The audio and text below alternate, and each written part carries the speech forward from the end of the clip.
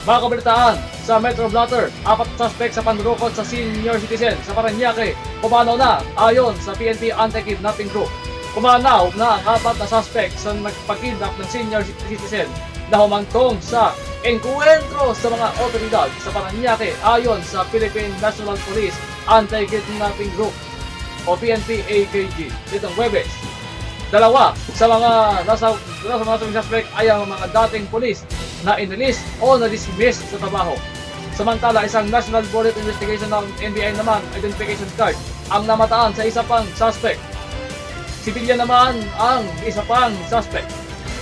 Ayon sa pulisya, ang biktima ay isang naturalized Filipino na may lahing Indiano.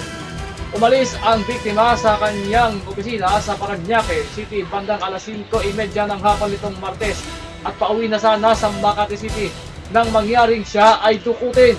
Iniulat ang insidente bandang alas 10 ng gabi nang manugang ng biktima matapos ang sunod-sunod na mga nakababahalang tawag mula sa mga suspect.